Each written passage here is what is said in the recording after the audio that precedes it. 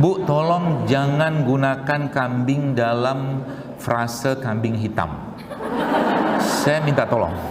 Sebab para rasul dan para nabi itu semuanya pengembala kambing loh. Dan kambing itu disebutkan dalam hadis. Saya bingung kenapa dihitamkan terus dia. Menjadi biang kerok banyak masalah gitu.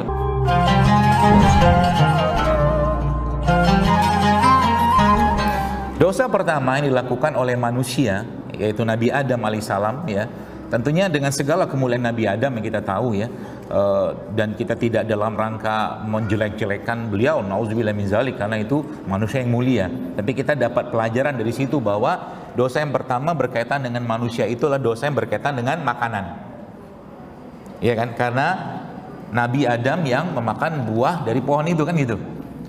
Dan memang canggihnya iblis, ya, laknatullah alaih, dia mampu menggoda Nabi Adam sehingga Nabi Adam itu bisa memakan buah dari pohon tadi gitu kan. Padahal di surga itu kan luasnya minta ampun. Anda bayangkan surga segitu luas, ya, pohonnya banyak, buahnya banyak, tapi dia makan buah yang dilarang, kan keren. Keren apanya? Keren marketing iblisnya. Ya, kalau Anda makan sesuatu, katakanlah air kelapa, minum air kelapa, makan apa yang sehat-sehat, dan disampaikan bahwa ini sehat, udah benar itu.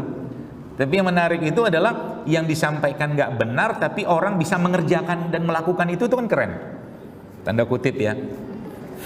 Tadi guyonannya saya tuh emang bapak marketing internasional tuh iblis, ya, guyonannya, karena dia canggih banget gitu kan, seperti itulah. Nah, yang menarik lagi, jamaah sekalian, kalau kita teruskan kisah ini, katakanlah ke kisah berikutnya, yaitu anaknya Nabi Adam alaihissalam, yaitu Qabil dan Habil ini, maka mereka kan berbunuhan tuh ceritanya, ya. Qabil dan Habil ini kan berbunuhan.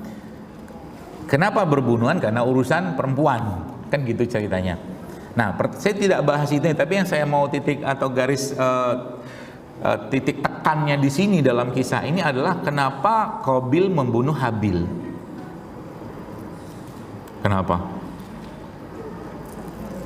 Kenapa Qabil membunuh Habil? Jawaban paling soleh, karena sudah takdirnya begitu. Ya kan gitu kan? Ya, karena sudah takdirnya begitu. Sudah terteranya begitu, yang kita dapatkan begitu gitu loh. Ya oke lah. Turun lagi. Kenapa Qabil membunuh Habil? Karena cemburu, kan gitu kan, ya.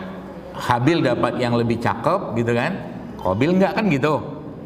Terus turun lagi, kenapa cemburu itu dasarnya apa? Hati, kan. Nah, penyakitnya apa? Ya penyakit hati lah. Lebih spesifik apa gitu loh, hasad, kan.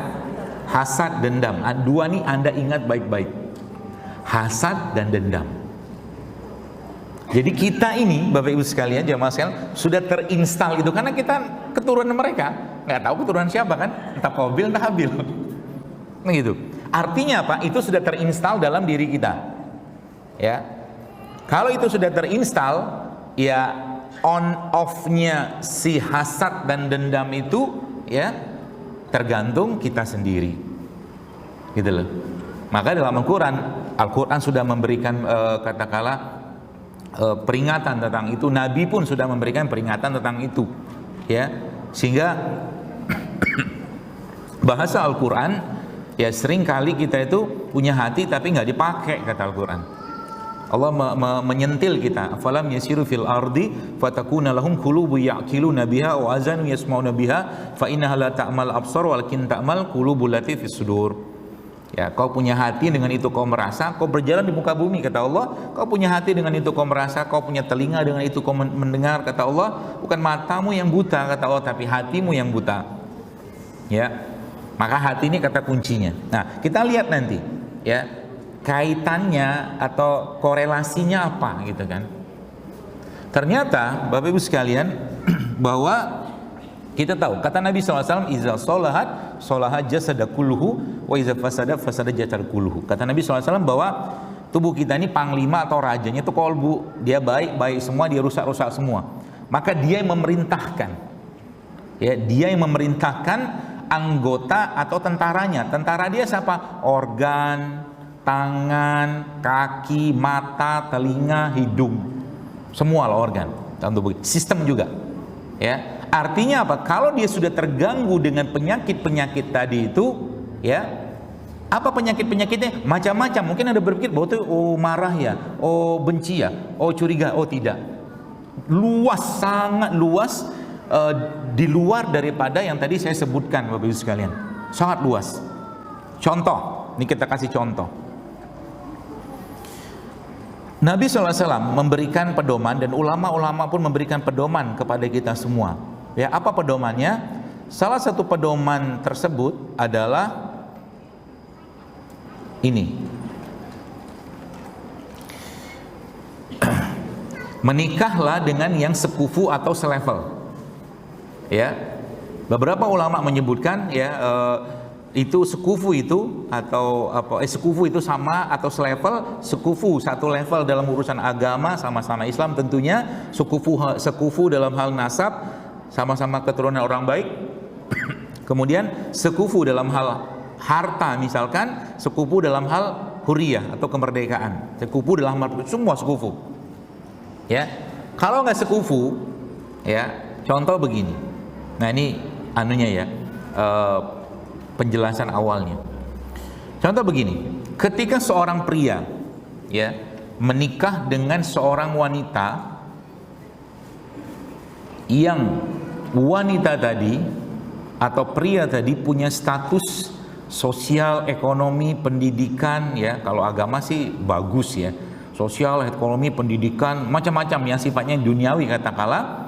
Dia menikah yang statusnya jauh lebih tinggi daripada sang wanita tadi, apa yang akan terjadi di rumah tangganya? Kira-kira apa yang akan dirasakan oleh istri? Istrinya akan merasa minder, kan gitu kan? Bahkan bisa jadi karena tidak dibarengi iman di sini, ya. Karena suami katakanlah tidak belajar agama juga, seringkalinya dia tidak menghargai istrinya. Istrinya merasa tidak punya nilai di depan suami. Oke. Kemudian dia merasa bahwa dia nggak dibutuhkan. Oke. Itu emosi nggak? Itu emosi.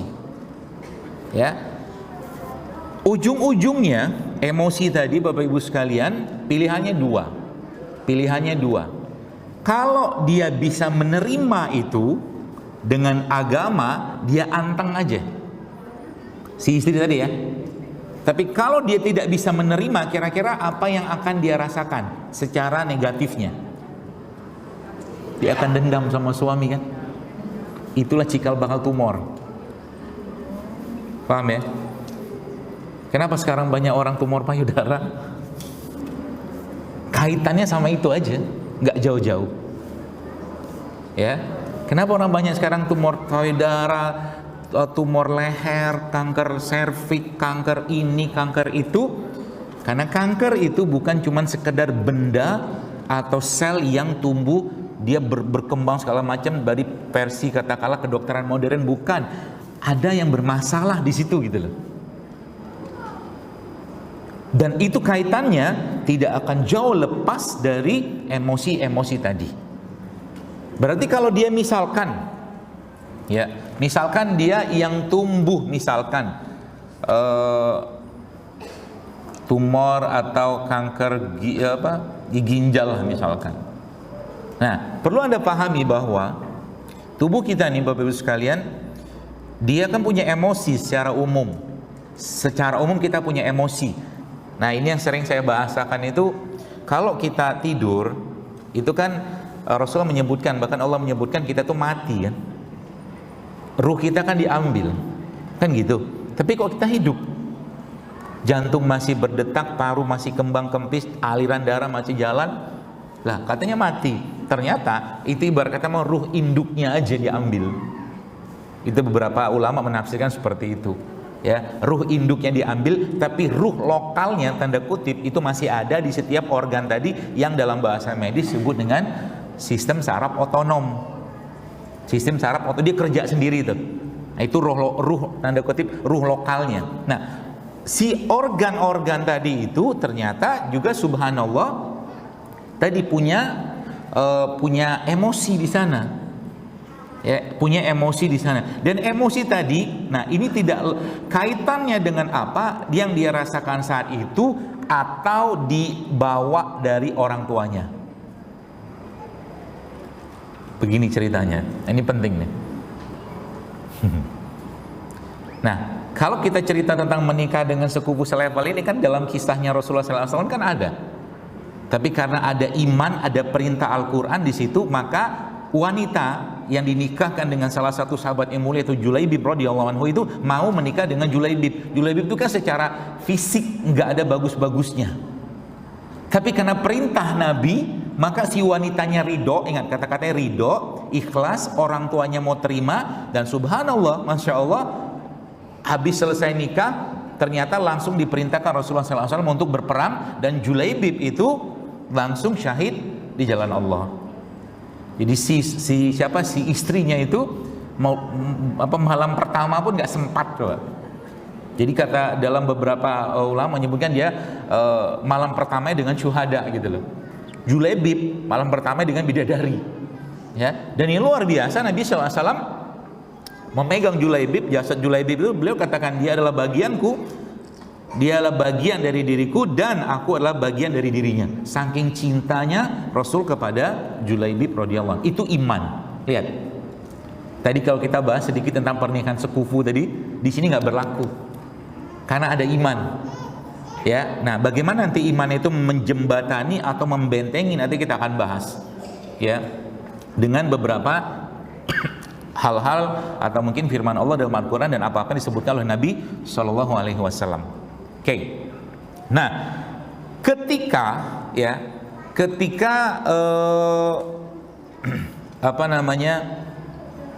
orang tua kita gitu kan pembahasan kita hari ini tentang penyakit keturunan. Mungkin Anda berpikir bagaimana cara ngobatin diabetes, kakak orang tua saya diabetes gitu kan. Saya sudah menduga. Kakek saya itu dulu jantungan, bapak saya juga. Jadi sekeluarga kami jantungan semua.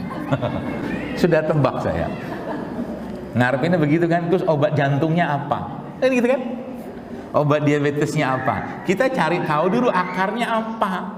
Baru kita bahas itu kenapa sakit jantung. Nah, kalau tadi kan sudah ingat, kata-kata saya di awal tadi, kalau Anda catat baik-baik, setiap organ ada emosi. Paham ya?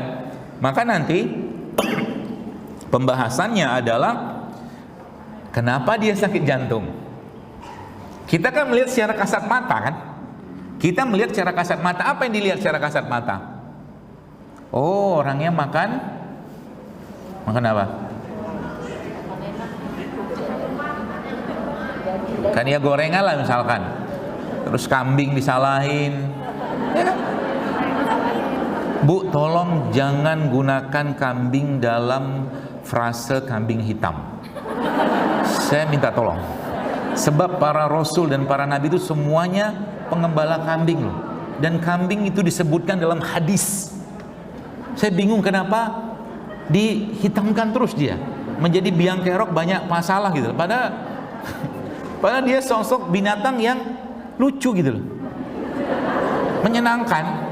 Ya, jadi jangan kambing hitamkan kambing mulai sekarang. Jadi kalau Anda mau cari pakai apa kek yang hewan lain gitu loh. Misalkan apa contoh? Nyamuk hitam misalkan ya. Apa lalat hitam gitu kan. Jangan lalat hitamkan saya. Nah, gitu kan maksudnya jangan kambing hitamkan. Ya, itu kambing itu. Nah, jadi sebenarnya ya. Nah, apa sih itu diwariskan dari penyakit keturunan itu? Ya.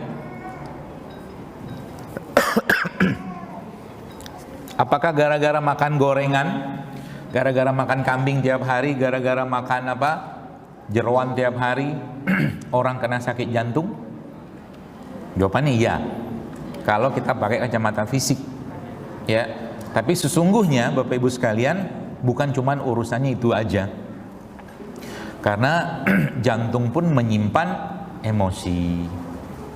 Jantung pun menyimpan emosi. Itu kata kuncinya. Sekarang bagaimana cara, kan gini, bagaimana cara kita hidup tenang? Ya, cara hidup tenang adalah emosi kita terjaga, kan gitu. Terus bagaimana cara dia supaya terjaga? Ya iman dikuatkan, ilmu dikuatkan, belajar gitu kan, sehingga nanti apa namanya, emosi kita itu terlatih, terdidik untuk tidak reaktif. Nah itu dia.